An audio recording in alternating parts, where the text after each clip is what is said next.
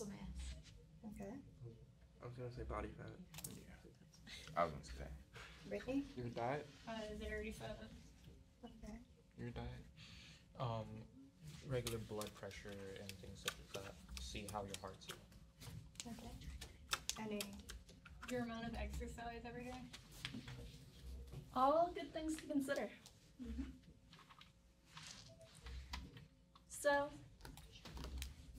So what we're looking at here is actually the economic reason of why we as a nation are becoming more obese. And for the most part, just looking at it economically without taking into any other considerations, it is the fact that the full cost of preparing food has actually been going down. For example, as you read in the book, in the 1960s, the majority of the food was prepared at home. There weren't really many snacks because the nearest prepackaged foods were 10 to 20 minutes away in your nearest store. In present day, you have like the freezer meals, you have McDonald's, you have vending machines down the hall. It's more readily accessible to get food. And it's also cheaper because when you buy groceries, you buy the vegetables, you buy the meat, and then you have to spend time to prepare it. Then you have to clean up and do the dishes, which costs money, which then increases your water bill. But if you get a prepackaged meal, throw it in the microwave, it's done in like 5 minutes at most. So you get more of the same amount of intake considering calories for less cost. So the lower cost per meal, it gives you more opportunities to eat more meals, which increases calories, which gives you more weight. So we also looked into why prepackaged food has become so common. It's a opportunity cost for women in the workforce because pre-1960s, women were more into teaching and not as more high-paying jobs as they are now. After the 1960s, women were becoming members of business, medicine, law. So more women were spending more time working and increasing their profit. And as we know, it's pretty common that the woman cooks for food. I'm not trying to be stereotypical, but in the 1960s, the women were usually the cooks. So they wanted to spend less time preparing meals, more time working. So therefore, the demand increased for prepackaged goods. So seeing that the demand increased, grocers were supplying more.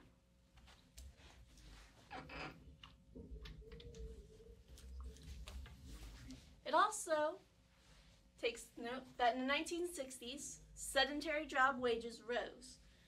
More brain required than brawn.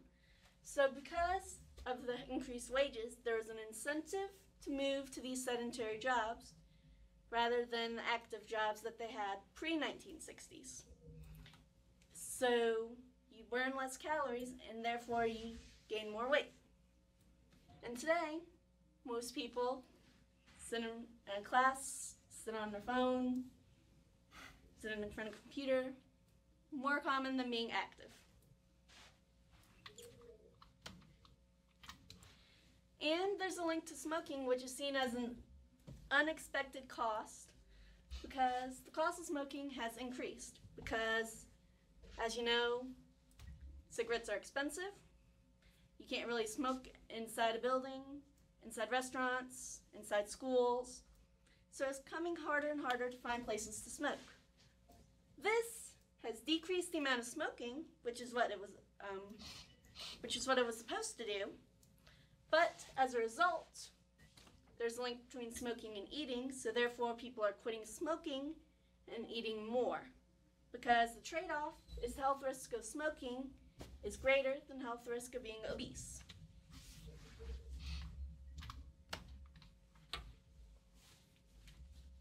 So another thing that we should think about is, do you think that the reduction in the cost of preparing foods has actually benefited or harmed America as a whole, and why? I think it's kind of the obvious reasons, because, you know, like, it's making us overweight, but at the same time, like, that dinner time that a lot, like, before the 1960s was a really, like, special time that people got together as their family and really communicated. But now, when they have this fast meals, people are going, grab some out the door, and they don't really spend that time together. So I think it's all in all, like, a bad thing. Eddie? Oh, yeah. I think that overall it's actually been a good thing because, of course, like you guys said, there's the development of obesity, and as she mentioned, you're not spending as much time together as a family, but at the same time, those are both choices, kind of, and so it gives you another option. So for those people who live active lifestyles, who are otherwise very healthy, but maybe are short on time and need to get out the door in the morning, it gives them that option. No? So I mean, I guess like, are you trying to look for maybe it's like socially wise, moral wise, or sort of on an economic level? Since We're currently looking at it more so on a social level. okay. So, Well, then, I mean, it's sort of the same as what they said. It's a trade-off. In one moment, it's like, oh, I'm going to be late for dinner because I have to work till 11, and my dinner's, and you know, I'm not gonna be able to eat with my family. Oh, wait, why? I'm hungry. I can go and eat here and come back, especially like when you're working in a workplace. Oh, I want to eat, but I don't want to go to some diner and sit there when I could be doing something productive. I can bring prepared food that was already made and then eat it there. Kind of much more quick and productive. Brittany? Well, this is bad and it has led to problems. It's also a good thing because it means like people who don't make as much income have access to that food too. Like say a single mother with 2 children would be able to feed her children because the food is cheaper. But of course there's always a trade-off where of course there's the health problems of people eating too much with it being too readily available. Well, think about it this way as well. In the book, it did say that, like, pre-1960s, America was actually malnourished. So the increase in weight was actually benefiting them pre-1960s. But after the 1960s, it was kind of getting over-excessive, pushing into the categories as overweight and obese.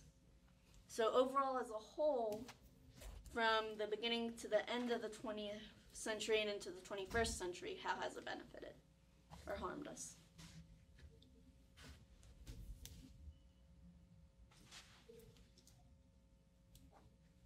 If you look at it that way, I guess lately it's been more harmful. Like it was helping us, and then it got to a point where it just stopped helping and started harming.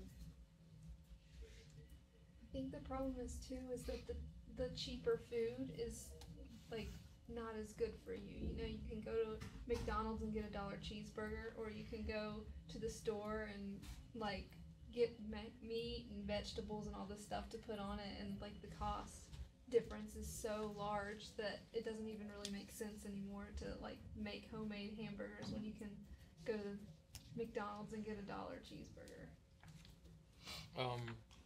I guess in a way, you can think of it as more jobs, I guess, because I don't know if anybody else here had to watch it when they were in phys ed, but like the movie Super Size Me, that nasty video where basically how like they showed a diagram of like McDonald's popping up, and you know it's gone from, you know, like you said in the beginning, where they started creating some pre-prepared food. It was more of like local things, and as it got bigger and bigger, all of a sudden now you've got McDonald's like 2 steps away from a McDonald's, and then right across the street there's a Burger King, and then it's just like, what was the use? That's all there was. And like she said, it's more expensive to get the healthy stuff and the natural stuff that's actually good for you. So why do that when I could just eat?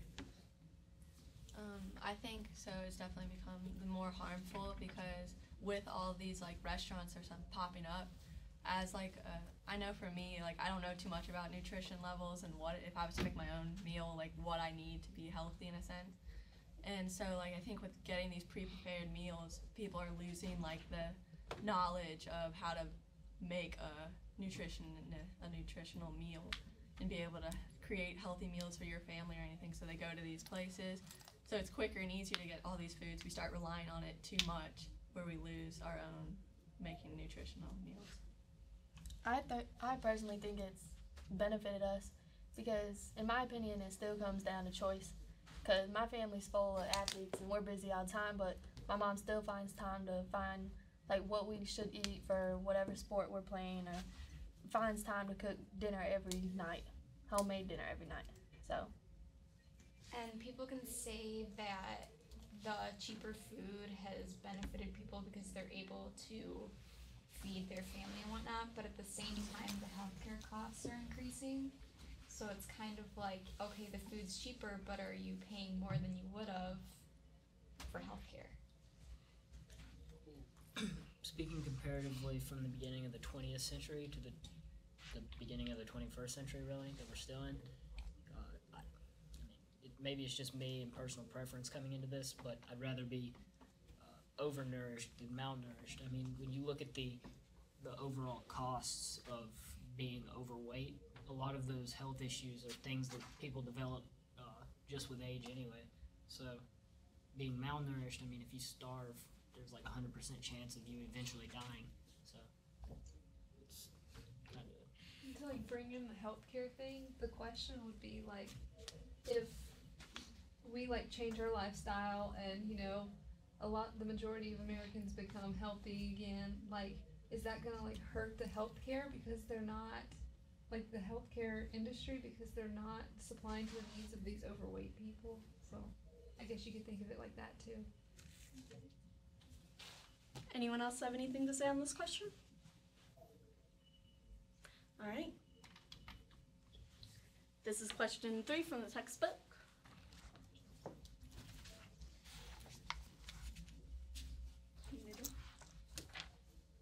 What's that?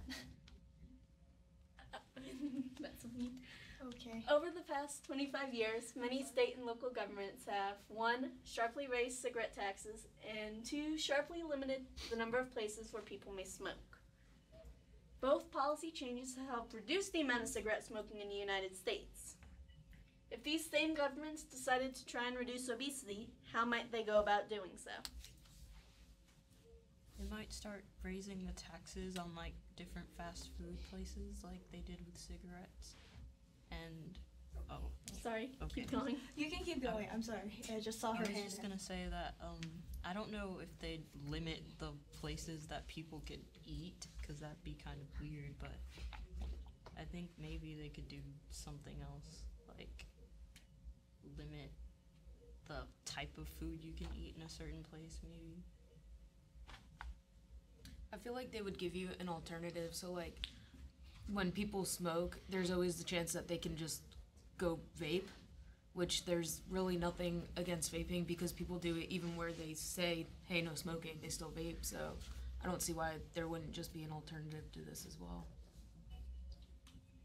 I think that they should make gyms more accessible, like maybe more gyms pop up, and then like lower the membership fees so that it's like more people feel like they can go to gyms more often. If they lower the prices on natural foods and increase the taxes on the unhealthier foods, then more people will want to go towards the healthier foods, like just how they did for how they lowered the prices on foods. Everyone's going to run towards the cheaper food. But if you make natural foods and healthier foods more expensive, nobody's going to want to buy it. And what they've done already in fast food places is they've made them put like the nutritional values next to the items on the menus. So that's just an example of what they're already doing to kind of combat obesity. The government could provide an incentive for people who are at a healthy weight, like maybe a tax break or something like that. Well, if we do about it that way, like Japan actually has a similar policy. Who would consider like what would be healthy? I mean, we've already seen how the BMI can be flawed. What would we'd determine have to health? alter BMI and make it so that it takes into account like your exercise and your diet and your muscle mass. They can make like the McDonald's and stuff like that sell like real food, not processed and all that kind of stuff. you imagine how mad everyone would be. But yeah, like kind of what he said already. I mean, what the not really the Obama administration, but Obama's wife's administration has is instituting like the healthy food policies. At least, did they do that here? They did it in Charlotte, and they like took out all the vending machines in our school and put granola bars and fruit snacks in them. It's really upsetting. I remember in our school they had like Powerade machines instead of Actually, I have a question that to tack onto this one would be, is it really the government's problem? Like, should the government be stepping in and trying to help with this? I don't know about you guys, but I would not want the government telling me I'm too fat. So, I don't think this is any of their business, honestly. Wait, they can go. I didn't know that anyway. Okay. That actually reminds me, about a while back, that in Boston, Massachusetts, they have these thing called they nicknamed them fat letters, where teachers would in schools would send letters with their kids home to their families, telling them that like your child is obese. Just want to let you know that like basically like your child is fat. Do something about it. And I don't know. That came to mind, and I felt like sharing that. I mean, it seems like a fun little topic as well. That thing about government, like that's a personal issue. Like, why should I be the one to fix your problem? But also, in a way, some people don't exactly know. So then it's us to give them the information, even though technically they have access to it. Do you have something to say? Me? Her? Yeah. I was gonna say the government can't really do much about the food because you're gonna make the choice of what to eat anyway. Like they can't tell you not to eat it. That's FDA type ish. She's pointing to you. Your hand was up. Oh, okay. The only reason that the government is getting involved is because it's such a huge problem. It's affecting the youth. It's affecting adults. It's everywhere. So the government kind of sticks their nose in everybody's business, like even the most personal ways. And some people would say that it's the responsibility of the government to educate kids in school to make sure that they're making or aware that they can make better choices. Well, if we're talking about kids, when do you think government should step in to try and prevent obesity? As a student, or in school, or as adults? In school. School. In school. Dr. Sure had something to say. I think it should be as adults. Like, okay. I'm gonna tell you guys a story. Okay. I was in, I like telling stories. I was in Europe this summer. I was in Germany for 10 days. And me and a few other colleagues and from a German university, and we went to a local restaurant. Okay. I ordered this plate of delicious food with fish and rice, everything, But I could not finish because there was some appetizer before the meal. And at the end of the meal, I asked, and the waiter, can I have a box? Okay. The waiter could not understand English, so the German colleague asked the waiter, okay, she wants a box. Then they said something. Then when the colleague translated that to me, it said, here in Germany, there's no such thing about boxing the leftover home. So I asked them, what did you do with the leftover? Okay, they said, we feed the pigs. Feed the what? Pigs. Pigs. Oh. Pigs, yeah. And I never knew this until, that experience, and so afterwards I thought about this. What a great system. Why I think it's great, because if you cannot take the leftover home, how much you gonna order? You're not gonna order as much. You're not gonna order more than you can eat. That's one thing. The second thing is, how often we take the food left over home and eventually it ends up thrown in the garbage box. How often that happens? Every time. To me, at least 80% of times. Okay, but this way, the food, the resource is not wasted at all.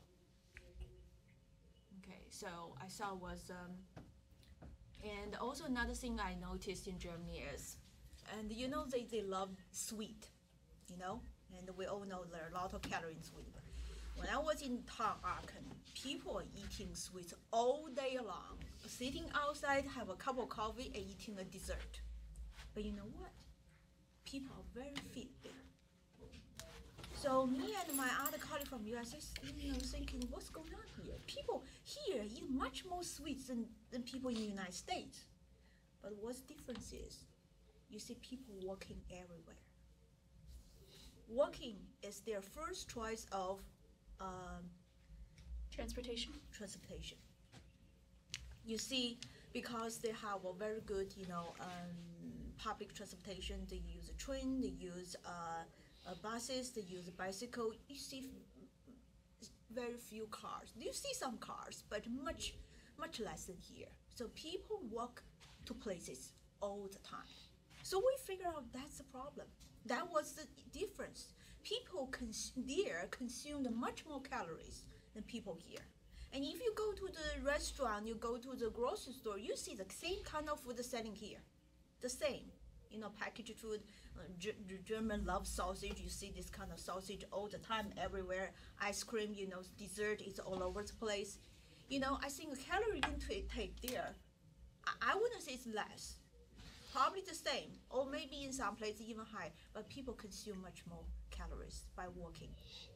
And one of the things I noticed for myself is when I was in China, I walk everywhere. I ride bicycle to work. It's half an hour. It's 1 hour commute just by using bicycle. I ate like a horse when I was in China. I'm telling you.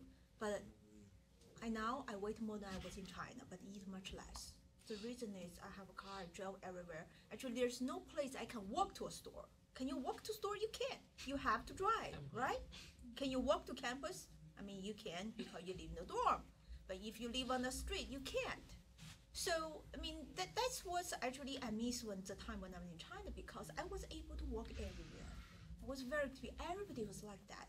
So I think that's contributed a lot to the obesity here. It's the transportation. People have no chance to walk. They have to take time to go to park to do the walking.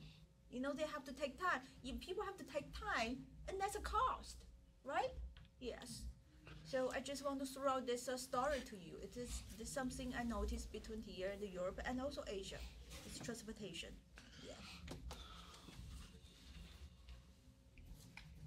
Any other comments? Yeah, what about places in New York that have that? Half an hour back and forth, totally hour. I thought you meant an hour with that. Were you in more like urban areas? It's very urban area. It's but the place I was in Germany is not. It is much bigger than here, but it's not quite urban.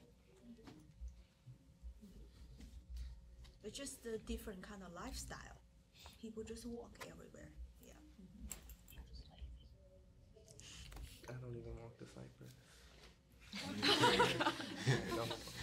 I don't live there, but and also I visit, another thing I told you about the food, the portion served in the restaurant.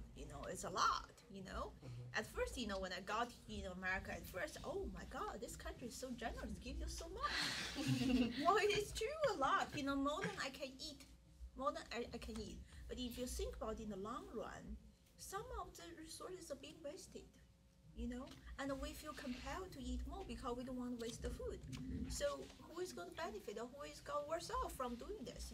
Yeah, it's something we need to think about.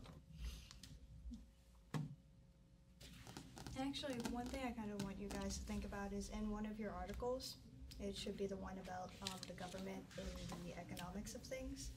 They talk about the actual education of nutrition, and it turns out that most people do recognize what they're eating is bad for them. The main reason why they do is because it is, once again, convenient. Just for curiosity, who knows what kale is? What is it? Kale. Vegetable? Kale. Kale. Like the. Kale. Okay. You all know that good. Have you eaten it? Yes. You hate it? It's okay. It's one of the most nutritious dish. Actually, vegetable. I like spinach. I love spinach. It's the best. Every time I get over to eat half, I'm upset. Okay, so I think this is the last question for you guys. Question 5 in your textbook. Change in food preparation technology over the past 40 years caused the biggest reduction in time cost for married women.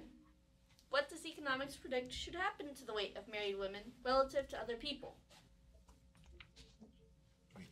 I think the weight would go down because they have more time. Instead of cooking, they have more time to exercise or like walk or go to work or shop because you're walking in the mall, which is like the only walking I do. But yeah, I think it would go down.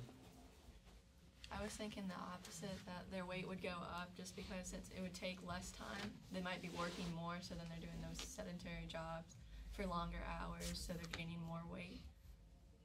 Cassidy? I think it would go up just because, like she said, the jobs itself, you have less time cooking or whatever you're doing in the house, and you're out moving, doing work there. I think it would go up too because, like, now we have TVs, Netflix, Hulu, everything. So if you're not cooking and stuff, usually I'm sitting on the couch watching TV, not doing anything, being lazy. And going back to that sedentary lifestyle we've adopted. Yeah. It may go down because they could cook, so they won't have to go to like McDonald's and stuff like that. I feel like it'll go down. It might go down, but it'll probably go up because if you're gonna cook, you really think they're gonna cook healthy meals all the time? And if they're not cooking, they're just gonna spend more time sitting down and eating. Because I can throw down on some food. Like when my mom cooks, I'm making 2-3 plates.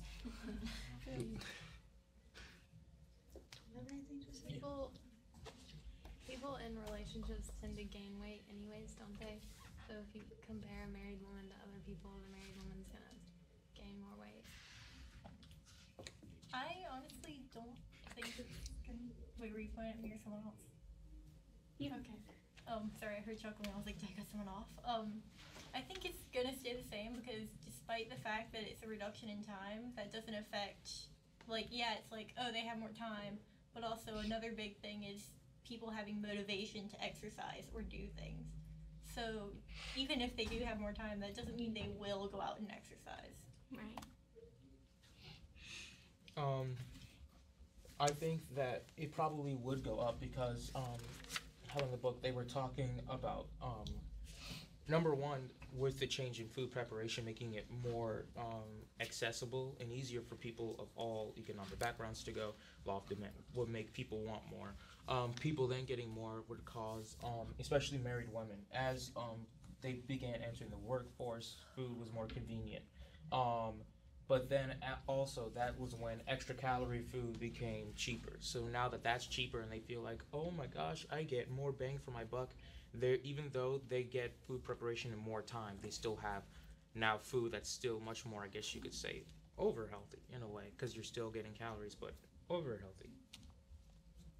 It's kind of what he was saying, but it's just the overall cost increases because when you include time and you include the money it takes, it's less, but that just means that they're consuming more calories or more food in general.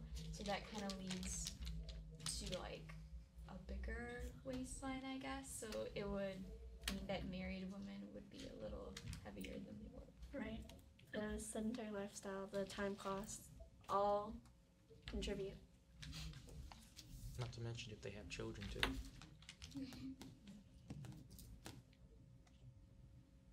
Alright, and that's our presentation. About those articles. The articles.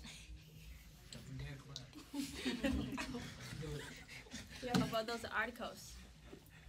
Have you guys read those articles? What do they talk about? They talk about those articles. I got you. This morning. Are you asking them or us? Oh yeah. Everyone. Oh. Whoever want to jump in. Well, the first one, it focuses more on how the government sort of touches on this whole entire thing, how government is trying to do what it needs to do. Makes you raise the question of should they do all of this? Is what they're doing really effective? And it makes you ask yourself, why is this such a problem? Why is this so important to them? You know, why can't we fix poverty in the world? Instead, we just want to make people look like the people on the front of a magazine. People want to think that. Then the second one focuses really economically about obesity, not just about their health, but then also the food places, the people who make the fast food themselves, and how they're able to gauge, basically their business and how they can pull people in. They are able to see the demand, what people like. It says, yeah, I just quoted Mario. It's where is it? However, economics still know very little about its causes, consequences, and potential remedies. In particular, economists wonder why obesity is more prevalent in Western industrialized countries, many developing, yada yada yada, blah blah blah. And then I just had it. Where is it? It's okay. I'm so sorry. I'll come back to you. Okay, so here. I'm just trying to. One thing that the second article said was that obesity negatively affects a person's wages. It increases medical costs. It causes a loss in labor force participation and a decreased life expectancy. So I guess those are some things to consider whenever you think about the economic side.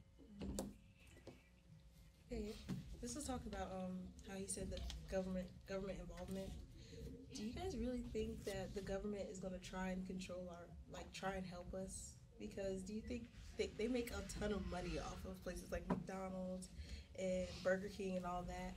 They make money off of making us fat. Do you really think they're going to stop? There's actually a movie coming out soon. It's called, I think it's called Fed Up, and it's about like the sugar industry and how like a lot of major politicians have like kind of their hands in like the sugar industry's pocket and stuff like that. Going along with what she said, I mean that's 100% accurate. Then there's Michelle Obama, so we don't know. I was gonna say that they're God bless you, they're gonna Michelle. probably kind of pretend like they're making an effort, so they'll like get the word out there and like say, oh yeah, we try to make people healthy, but like probably in the background they're not doing much. So it's more of just on the forefront advertising kind of thing, but they're probably not doing much because they know how much like industry there is in the fast food and just food in general. So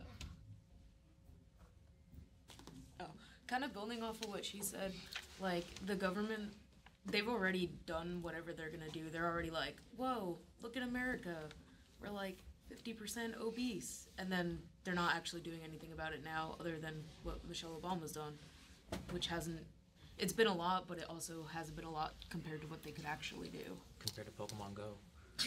Like we said earlier, No, that actually is it works, their though. responsibility to help us out if it's our choice? So do you guys think obesity in this country is a serious problem?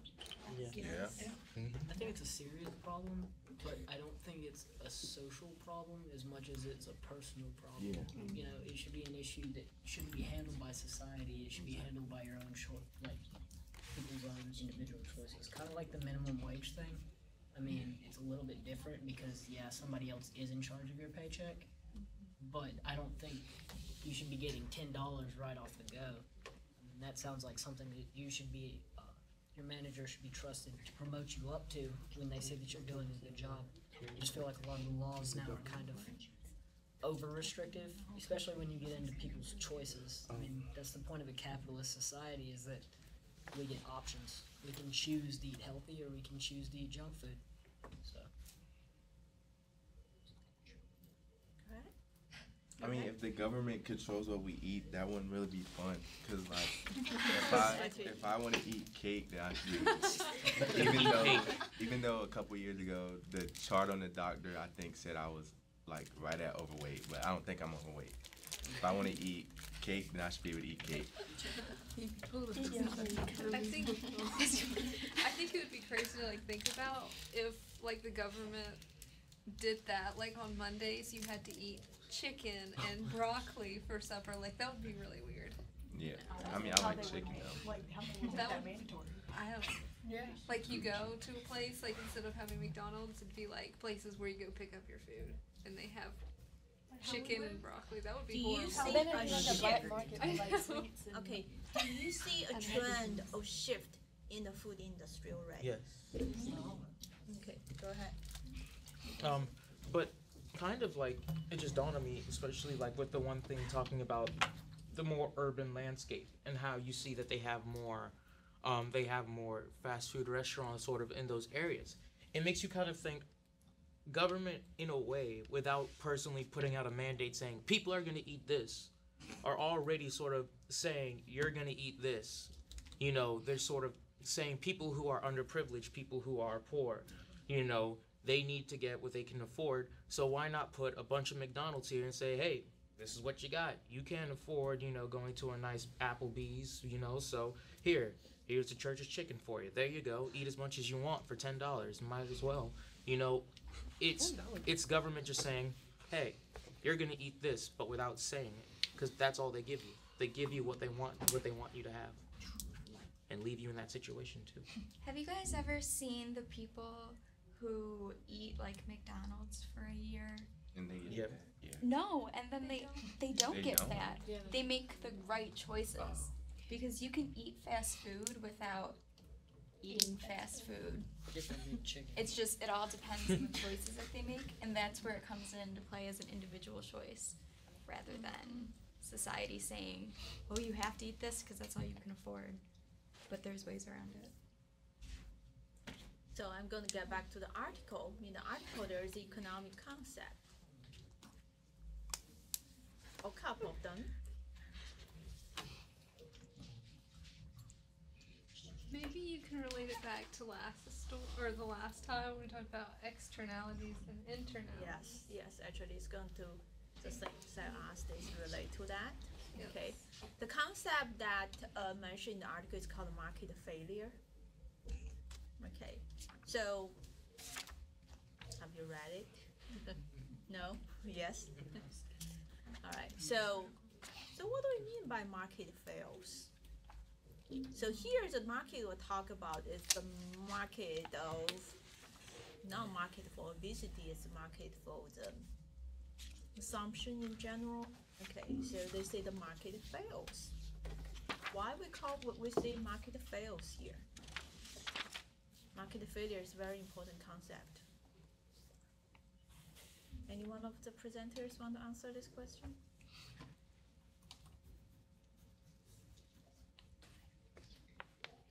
No? Okay. Here's some encouragement. It's when the demand isn't, if people are demanding what something or is what isn't supplied. So market fails means when the resources are not allocated in the most efficient way, then we call market fails. Okay, so when we think about obesity, it is indication of the market failure because the resources are not allocated in a way that make people better off health-wise. Okay, so that's why they use this concept market fails. Okay, and then in the article they ask, okay, why market fails here? Why market fails? There's a few reasons that market may fail. Okay, one of the factor may lead to market failure is externality that we talked about last class. Okay, why? Because when there is an externality, okay, and your action impose the cost on others, but if you do not take those costs into consideration when you make the actions, then that will eventually lead to the market fail, lead to the efficient allocation of the resources. So that's one of the factor, externality. And another factor here would be public good, okay, and which in last class we talked about the common property resources, that is kind of in the line of the, same concept as public good, but it's, we're going to talk about public good later, okay? Another reason factor would be asymmetry of information symmetry. Information symmetry means that the buyers may not have the information the sellers have, or sellers may not have the information buyers have. Because there is not, both sides do not have the same amount of information, that problem can lead to failure of the trading. Okay, even though if the information is there, the trade may happen, but because there's the information asymmetry and trade may not happen, thus leads to the market failure. Okay, so one of the in the article we talk about information asymmetry. So anybody remember that information asymmetry? What did you say? Information asymmetry. That mentioned in the article. Have you guys read it? Yes. Okay. So yeah. Didn't it say that some consumers might not have the information they need to make the informed, like, healthy decisions on That's right. food? So they may not aware of, the calorie intake or the nutrition factor of what they eat, right? So I want to throw out the question here. Yeah. I was gonna say that it's not really much of a problem anymore since they're starting to put calories and nutritional facts beside, like in menus and things of that sort. So I think the market is improving on that factor currently. That's right. Yeah. So what do you think? This I just want to throw out a question for you to think about. So what do you think is the root of this problem? So if you are work for the Department of Health, and you're given this authority or power to initiate a project that can potentially help the obesity problem. So where are you going to start with? Edward has something to say. I got this. I got this. Okay, so in Brazil there's this program called Bolsa Familia, and basically what it is it's based on the premise that there's a correlation between poverty and obesity, which there is because, like you said, over the years there's been a reduction in the overall cost of preparing a meal and stuff like that. So part of that comes from a reduction in prices, which is like fast food and stuff, so it's cheaper, and therefore a lot of families who live below the poverty line tend to go towards that option. Bolsa Familia, what it does is it's basically sets out a bunch of requirements for them to receive welfare, and one of the things in the requirements is that the women of the family must attend a class that teaches budgeting and how to prepare a meal on a budget. And so I just think maybe that would be something that we could implement in the United States, because I did a group project one time where I had to budget for a family of 4, and it is not hard. I mean, it's not easy, but I mean. So every woman has to take that class? Yeah. In order to do what? In order to receive welfare checks from the government. It's reduced poverty in Brazil by 50% over the past decade. Good information. Go ahead. The second article said that the wealthy and educated are less likely to be obese, so the government should target the poorer, less educated population. Why do you think that? I was, when I read that, even though, I have thought about that, but data shows that it is true. So why do you think, what's the reason for that? It's basically the cost of food, like we've been explaining all along. Production cost is going down, so say if you do go to McDonald's, you can get $1 hamburger, $1 french fry, and $1 drink. Whereas if you wanted to order, say, a chicken salad from Wendy's, it'll cost $5 just for the salad itself. So maybe lowering the cost of more healthy foods in exchange for unhealthy foods would help. But what she mentioned about education, right? She mentioned, so why do you think education can contribute to less obesity? You can call them. If you educate people about what they're eating and teach them how to count calories, because I sure don't know how to count them. I don't know what a serving size is. I know the the back of that bag of chips says the serving size is like 4 chips, but I'm gonna eat the whole bag anyway. But if you teach them about serving sizes and counting calories, then maybe we won't be as fat. Maybe we'll actually know how to do this stuff. Like a lot of people, because I worked at McDonald's before I came here, I had to make some money. If you actually go to McDonald's, no one ever asks for those little nutrition packets. We have tons of them. No one ever asks for them. But the salads that people try to eat healthy, they have like at least 4 times as much as fat than a hamburger does.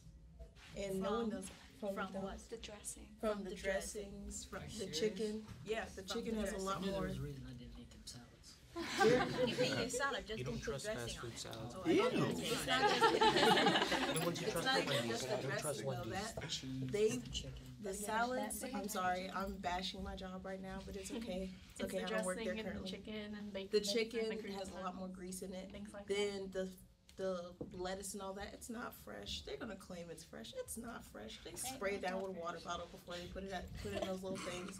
They make those salads at least a day in advance. That stuff is not fresh.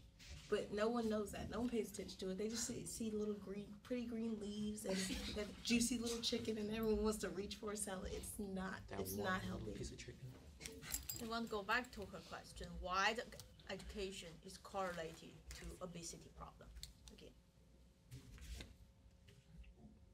Probably because they can think more like long-term effects of stuff, so they know like it's not just short-term. Like save a few bucks, eat a burger. It's like they can think in the long run. If I keep eating like this, I'll go spend like hundreds to thousands of dollars on like healthcare and all that stuff.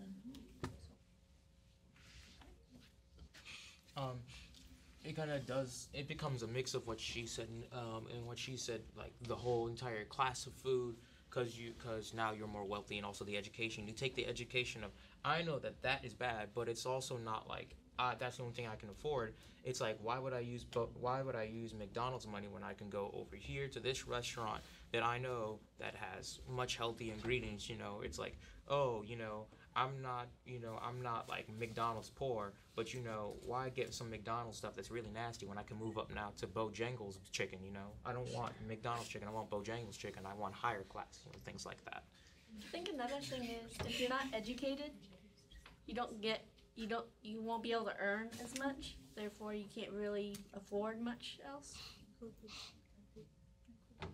So it kind of continues in like a cycle. Okay, I'm going to change the subject just a little bit, but maybe it's not the fact that fast food is easily accessible.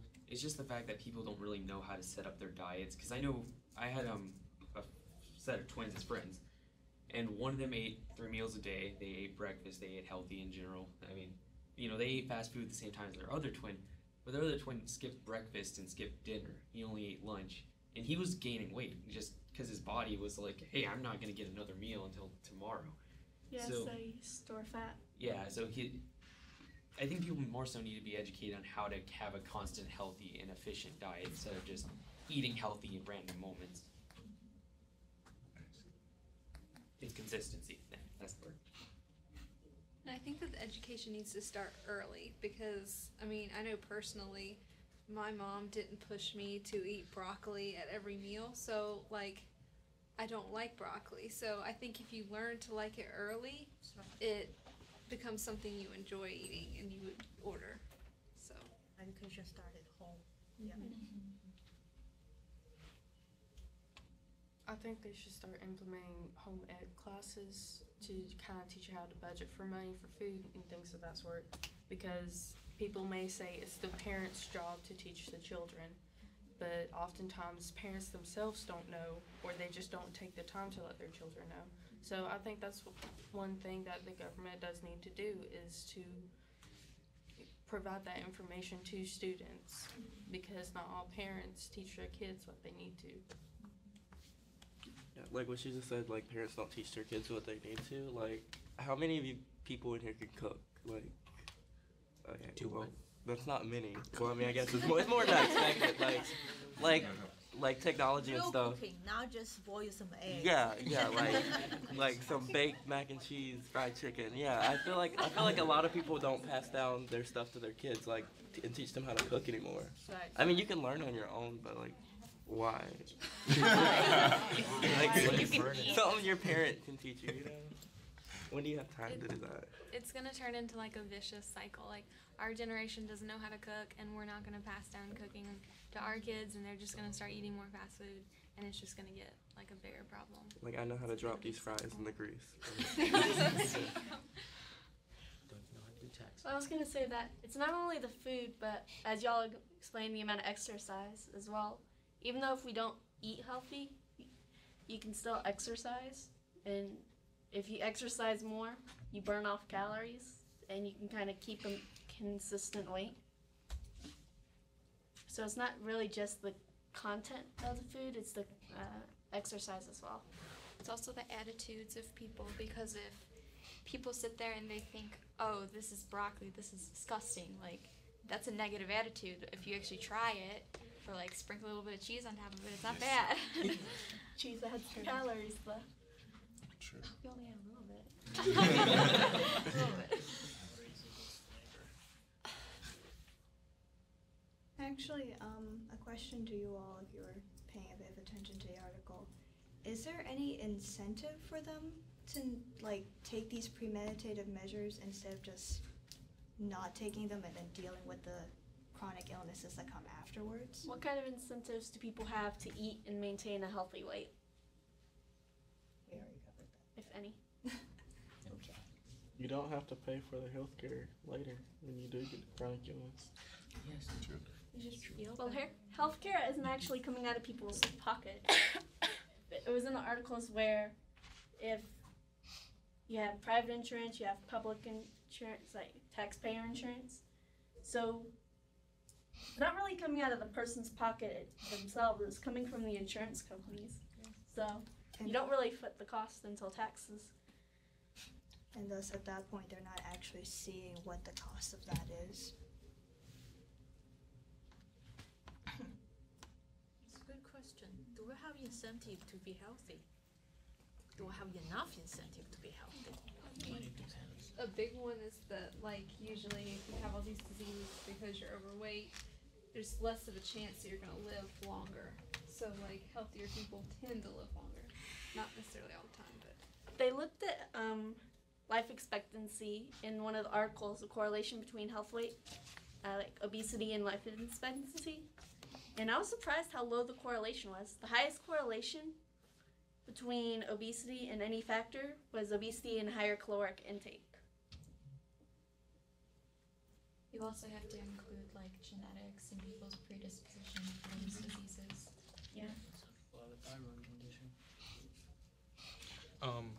I guess another thing about incentive is that technically for some it depends for some people, because it could be an incentive to eat healthier is, well, I want to live healthy and I want to live to see my grandchildren, I want to live to see my daughter get married, son get married, you know, things like that, or I just want to be healthy altogether. Then there are some people who say they want to eat healthy so that way they don't gain weight, and then that way they don't lose their hourglass figure, and you know, and things such as that. Some that are superficial, some that are actually meaning to be healthy and want to set an example so actually they can save money because they don't have to buy a lot of clothes now to fit their new weight and size. Yes. It's not always that. You have like social incentives, so like, and they're not always necessarily good, because like you have little kids that are like, oh my god, I want to look like the lady who's on the front of this magazine cover, which is unrealistic. It's all impossible. Yeah, it's impossible. All pictures like that are always photoshopped. So like, it's also dangerous. It's a dangerous incentive as well, because then you have kids who are either obese and working out too hard and overworking themselves, or you have kids that aren't obese and they're anorexic, and then you also have the other social incentive of, oh man, like I need to get married when I'm older, or like I need to get this hot guy to like me or this hot chick to like me. It's like, then that pushes them also to work out, but it's... Well, there can be social pressures to eat as well. I mean, how many of you been to a birthday party and like right after you've eaten? Or have eaten this moment? you kind of feel pressured to eat at least something, even though you're not really hungry. It's kind of like when you go to grad Just parties, seems weird. like one right after another, and you're not hungry, but you feel obligated to eat because you're there. Yes, there's social In pressures the as well. South, they force you to eat their food. I paid all this money, make this food, you're gonna come in here and not eat it. I just want to say, eating healthy, like it's in an article, does not necessarily equate to a longer life. I know that from a personal story. That's what I was saying earlier. Just thought I'd say that.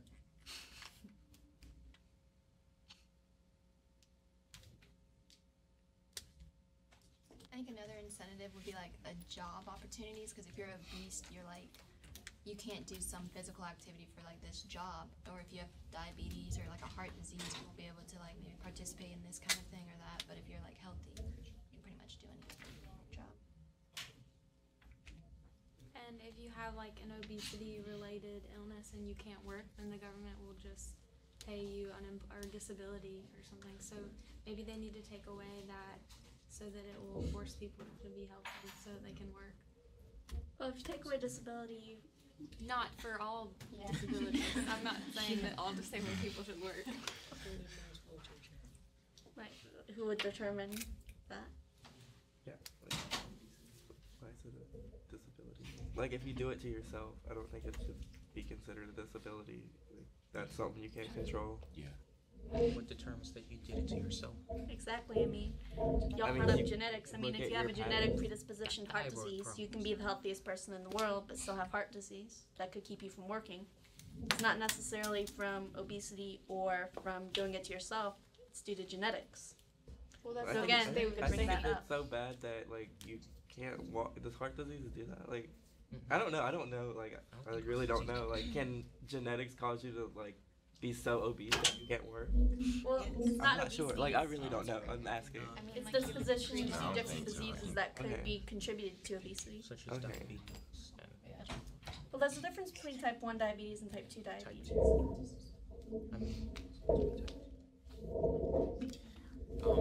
I've heard this proposed, but I've never understood if it was official or not. But just on the internet, some people are like, maybe we should give parents the charge of like child abuse if they make their child obese. I mean, it's a thought. I don't think I would go as far as to arrest them for that, but there should be something about that. It's like you shouldn't be Like disregarding your child that much that they get obese or something. Well, the thing about that is, Kids spend a lot of time in school though. Yeah. So for the majority of the day, for the first 12 years out of your life, you're not really at home that much except in the evening. So whose responsibility is it really to make sure the child's not obese? The parents or the people at school? Well, if the Yourself. parents pack unhealthy lunches, that's their fault, and if their kid's obese, that's their fault too. Yep. True. It's not really the parents' fault, because if you pack your son a bunch of carrots, you know your son is gonna go to the cafeteria and trade them carrots for a Twinkie or whatever else he's going to trade. So at that point, that's on the So child, yeah, because they're but- supposed to be But, educated. yeah, but if like he said, they proposed that law where the parent can get arrested for making your child fat. It's not necessarily, if I have a child, it's not necessarily my fault that my son is going to school and eating 16 brownies when I told him no. I think that, if you're packing your kid a healthy lunch, most likely you raise them eating healthy foods. So they're not going to go trade their carrots for a Twinkie. And They're if going to they eat their do, carrots what's because the they big like deal? carrots. But once again, You're on the premise that you're packing your kids' lunch. Not everyone packs their kids' lunch. Well, Cafeteria food. That's but even even the government, that's where the Michelle Obama thing came in. That way, if they're getting a healthy meal, then the school's providing it. healthy. So that's where the government comes in. It's not tasteful. I don't know. So counts pizza as a vegetable. No, go ahead. I don't know. I used to have to eat lunch at school, and I don't care who does what. Lunch at school is not good. No, it's not. It is terrible. I don't care what you try to do to it. Add some ketchup. And I think It that doesn't help. I think that there needs to be that balance. Like if all you're giving your kids is vegetables and just super healthy stuff. Like I have friends that like when they get out of their parents' sight because their parents are so picky about what they eat, they like go and eat horrible food and a lot of it. So it's just like You need to have that balance. Let your kids have a cupcake when they go to a birthday party, kind of thing. Like it's all in moderation. Yes. Too much of a good And thing. back to the thing about the school lunches. When I was in elementary school, and they had like a school menu that came out, and you would like write on your ticket what you wanted with your parent. So that's another thing. The parent does influence like what you get. Like I would want pizza, but my mom would say, "Okay, well you ate really unhealthy this week, so maybe we'll have a salad this day instead." And I'd be like, "Okay." You know, That's not what it was here. I mean, you got a I lived cafeteria in menu and you went to the Michigan. cafeteria and picked out your food yourself. That would be a good idea. How many of y'all did that? Picked out your food yourself? Off the Thank you. school menu. Yeah. Got the little monthly menu. Yeah. I remember the options. Do you? Yeah. And even at my middle school, they had like the fast food line with ice. I kid you not, they brought in Chick-fil-A, brought in big slices of pizza. Every kid would be lined up in that line no matter what. Yeah, you the picked. snack lines at my school, like the first 2 years of high school, were the longest lines because they had like the spicy chicken sandwiches, the chicken boxes, things like that. Ice cream for the last 2 years. They had pizza every Tuesday, and the pizza line was ridiculous.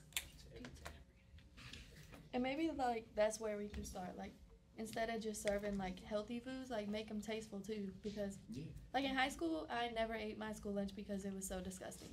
I packed my lunch every day. Come on, somebody. I mean, even on a budget, you can still like add taste to it. But That's true. Most state can't have terrible. Like, think about how many of you just said that your school lunches were terrible. I mean, if it was possible, I'm sure they would have done it by now. My school lunches were actually pretty good until They don't Michelle want Obama. Yeah. It was good until Michelle Obama because we had hot wings and all that stuff. We had like the potato fries; they were so good. And then Michelle Obama said we were all too fat, and now they had salad. Sweet potato I'm fries. not fat, I'm thick. Alright, okay. Okay, so I want to wrap up this discussion a little bit. So what do you take from this chapter's discussion? there's nothing we can do. It's nice to be informed, but It's up to the person. Yeah, it's your choice. It is your decision.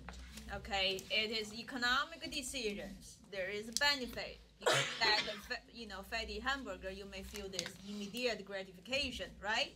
So that's the benefit. Then there is a cost. So it is boils down to economic decision making. So you got to make a wise decision, Yeah.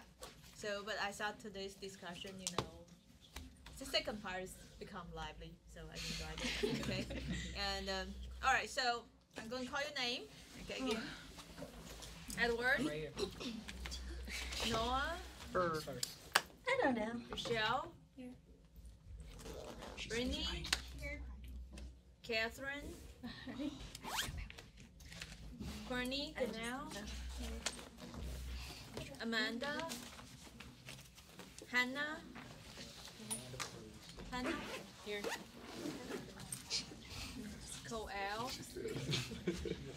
Michaela. Alex. Catherine. Ron. I didn't know until Justin. Patty. Brian. Here. They're really quiet. Christian. Mine are, and then all I hear. Bernie. Hannah don't hear. Cassidy. Alright, so next class on Tuesday is, let's see. I think it's on the airplane one. Which topic? Flying the friendly skies. Yeah. Flying the friendly skies? Yeah. Brian? Yeah. Okay, you guys. Okay, make sure by the end of this weekend send me the readings. Okay. What? And when you send me the reading, you got to read those readings deeply and prepare for the readings. Okay. Okay? Yeah. Okay. Very good. Everybody donate some blood today. Yeah, I did. It was a lot of I'm fun. definitely. Can't do it. Don't pass out the